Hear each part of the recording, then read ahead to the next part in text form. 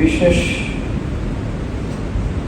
এলান করার জন্য লিখিতভাবে প্রেরণ করেছেন। এই লিখিত পেপারের ভিত্তিতে আমি আমার এবং আমার এই মসজিদের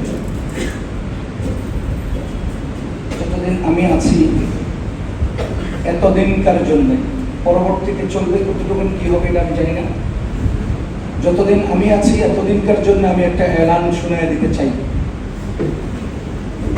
এর আগে আমি আপনাকে আর একটা পুরান কথা বলি। 2008, 9, 10, 11 ওই সময়গুলোতে আমি কচুক্ষেত পুরান বাজার জামে মসজিদের ইমাম খতিব ছিলাম 2008 নভেম্বর থেকে। সেই জায়গায় সম্ভবত 2009 সালে এক ভাই আমাকে 15 আগস্টের আগে এসে বলতেছেন যে হুজুর বঙ্গবন্ধুর জন্য দোয়া করেন। আমি সাথে সাথে তারা বললাম যে 1000 টাকা দেন। হ্যাঁ, আমার দিকে আমরা চোখ করে, কেন 1000 টাকা চাইলেন?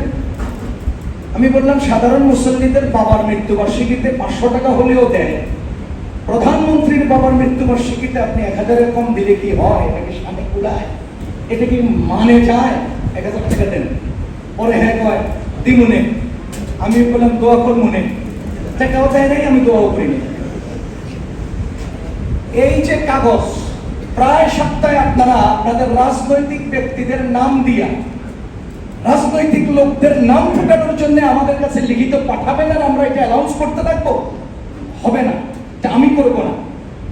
কোন রাজনৈতিক ব্যক্তির নাম, দলের নাম, দলের কোন নেতার নাম আমার মুখে, আমার অধীনে বা আমার নিচে যারা আছেন এখানে দায়িত্বশীল মুয়াজ্জিন সাহেব, ইমাম সাহেব, অন্য কারো মুখে এই মসজিদে উচ্চারিত হবে না।